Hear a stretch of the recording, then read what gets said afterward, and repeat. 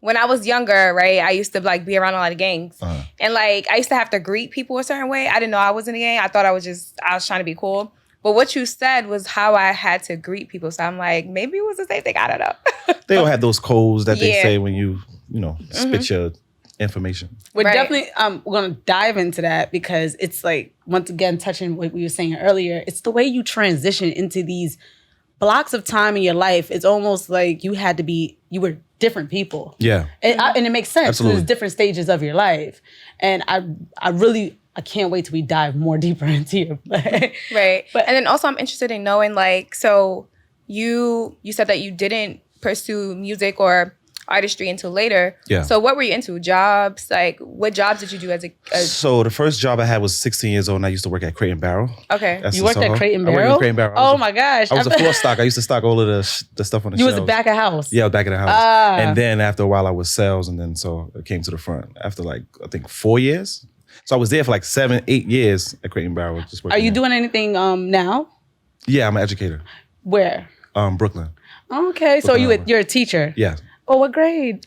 3rd, 4th, and 5th, self-contained. I was a teacher too. That's why when you mentioned that in the play, I was like, educators in the house. Yeah, I was like, do we need teacher discounts in this motherfucker? They don't give us nothing. I used to teach too. And we It's crazy. should get everything. We should get free movie tickets, free stuff. Like, what's the incentive to keep teachers? How is teaching in Brooklyn? Oh, teaching in Brooklyn, well, the beginning stages is gentrified now, so it's not really difficult. What area of Brooklyn? Williamsburg. See, I'm in East New York, I think. Oh, you got a hard time. I'm on New Lots. Oh, That's okay. East New York?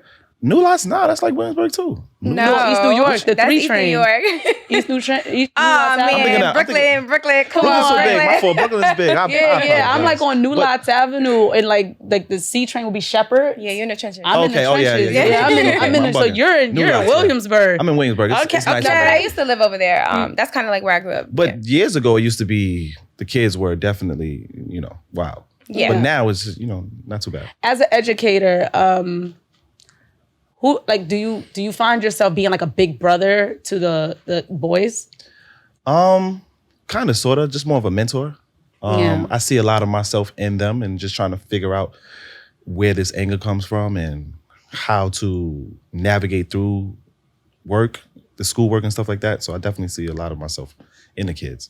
I can see you like teaching high school. I used to teach high school. We need more men in education. I'm scared of high school though. Everybody's scared of high school. I went into I high don't know if I could do high school. Yeah, I went into teaching high school like when I was 21, and I was definitely scared. But like the boys really needed young men to like guide them a certain way that young women can't do. Yeah. So I feel like I could see you teaching high school, but yeah. But I feel like we need more men in the lower level before they get to that point. Yeah, Yes, absolutely. that's Yes. true too. I feel like That's true too. I don't know. I'm probably going to say something that's probably not politically correct, but I feel like in high school you're kind of who you are a little bit. It's kind of hard to change it. You can, but it's hard to change it. But I feel like more boys, when they're in that little stage, because I'm in elementary school, they need more dad figures. Yes, in that's that true. age where they need to sometimes have somebody to be soft with. Yeah, You that's know? true too. Because my daughter, she's in 1st grade. Okay. And I could see like it's a lot of women teachers, a lot of women staff, and they do need like male teachers. So that's great that you do that. Thank you. Yeah, and I'm happy that you went that route because we definitely need more. I would say more black men specifically in education. I ain't gonna lie, I don't know how long I'm gonna be there, but for you now, know what? Listen, I used to be a teacher. I'm no longer a teacher. I feel like Me either. I feel as if that job does have a time limit Yeah, I think because it will age you. I think it's over.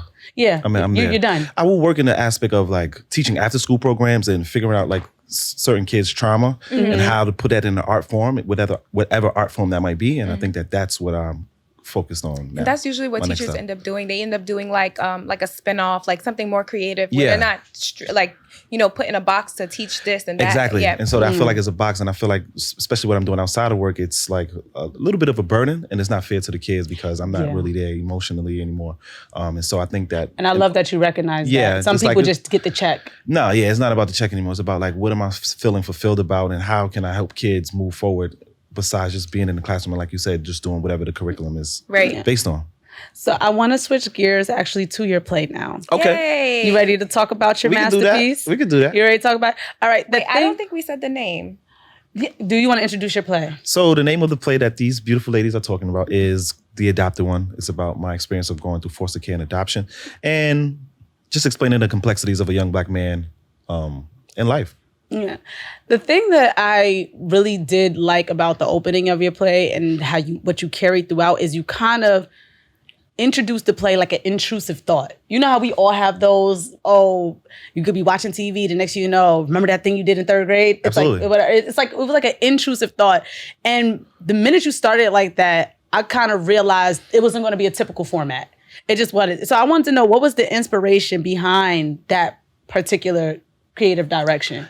I just feel like there's so many rules and regulations that people have to follow and formats. And I'm like, I want to break every single format rule that people have out there. And so I'm like, I'm going to come out while people are at the bar, sitting down, talking, trying to find their seats.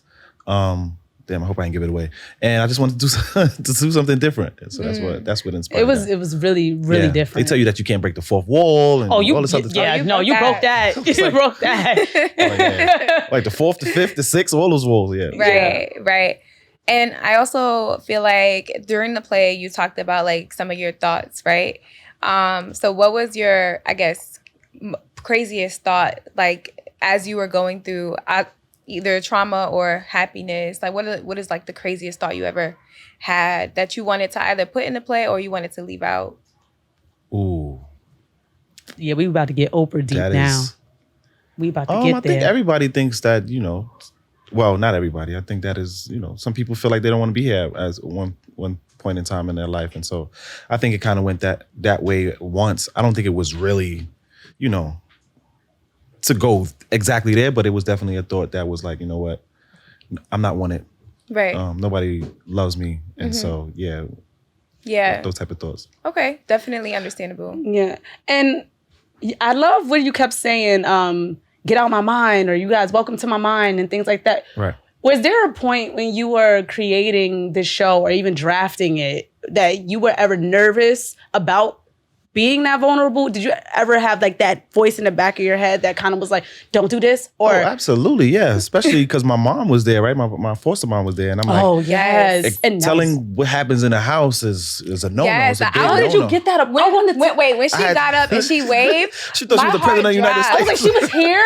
Yes, my heart dropped because I'm like, yo, he's talking about her this whole time. Like, I was scared. She was there. And so I had to tell her, I'm like, yo, Ma, I'm going to do this play, and it's like, it's going to save my life. And I know you might not like some of the things I'm going to put in the play, but it's my life and it's the things that I experience. And so like, hopefully this doesn't lead to where it's any disownment, but I have to go there. How did you get that approved though? Did you have to let her read it beforehand? Nah, I just told her, I said, because it was only supposed to be a one-time thing. It was only supposed to be one play? It was a one-time thing. I wanted to do something different for my birthday.